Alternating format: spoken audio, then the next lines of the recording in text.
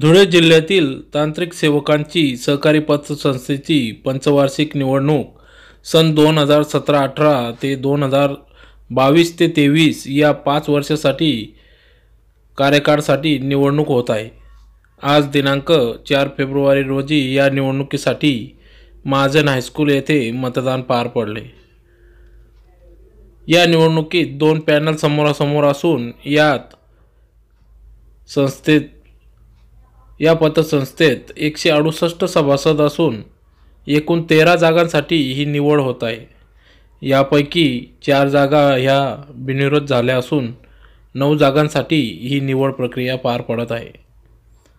या परिवर्तन पॅनलच्या फळा या चिन्हावर सर्वसाधारण मतदारसंघाकडून हेमंत जगदाळे, सुदाम जाधव, दिलीप देसले, विनोद पवार, गिरीश पाटील, इतर मागासवर्गीय कडून विजय सोनवणे व स्वतंत्र म्हणून विजय कुमार उंबरकर, तसेच दुसऱ्या जनकल्याण पॅनल कडून रिक्षा या चिन्हावर कैलास जाधव, सुभाष परदेशी, कृष्णा बागुल, भरत रिनाथ वराडे, प्रकाश पाटील, अरुण फुलपगारे, दिनेश सैंदाने, चंद्रशेखर वाघ, इतर मागासवर्गीयाकडून अजित मुन्ना भाऊ पाटील, अनुसूचित जाती विनायक मोरे यांची बिनविरोध निवड झाली असून भटक्या विमुक्त जाती जमाती व विशेष मागास प्रवर्ग कडून कैलास विरकर यांची बिनविरोध निवड झाली आहे।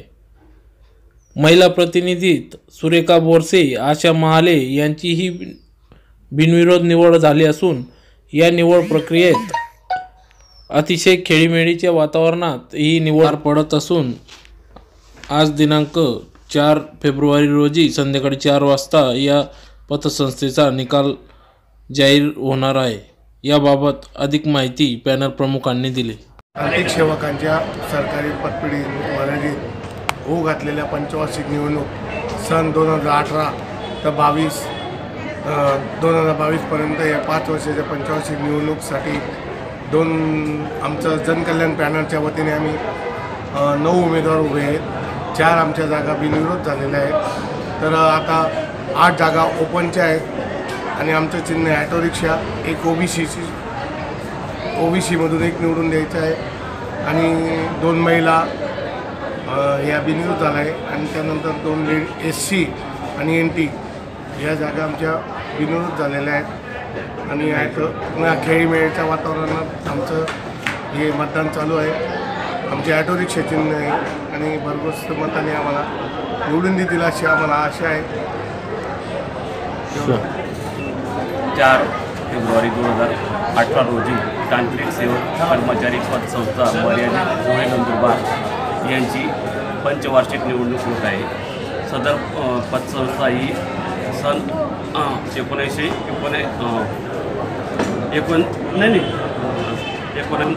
कार्यान्वित असून तिला आता 49 वर्ष पूर्ण झालेले आहेत।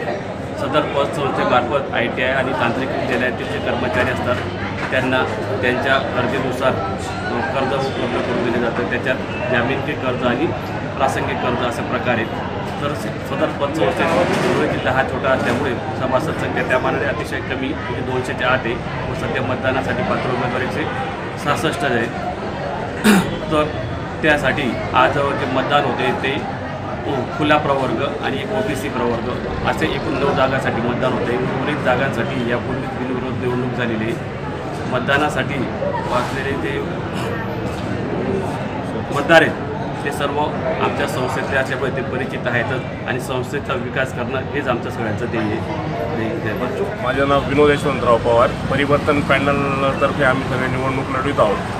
आमच्या इकडे 6 उमेदवार दिलेले आहेत या ठिकाणी, एक OBCमधून दिलेलं आहे आणि 5 ओपनमध्ये दिलेलं आहे। तर कुठंतरी पतपेढीचं हित जपण्यासाठी आणि पतपेढीचं कुठंतरी चांगलं होण्यासाठी अतिशय चांगले उमेदवार या ठिकाणी आम्ही उभे केलेले आहेत आणि त्या सर्व उमेदवारांना भरघोस मतांनी आमच्या मतदार राजांनी विजयी करून द्यावं असं मी सगळ्या मतदारांना आवाहन करेन। आणि आपल्या माध्यमातून आपण जे आमचं या ठिकाणी मुलाखत घेतली, मी आपल्या TV चंही खूप खूप धन्यवाद मानतो की आपण आमची या ठिकाणी आमची मुलाखत घेतली।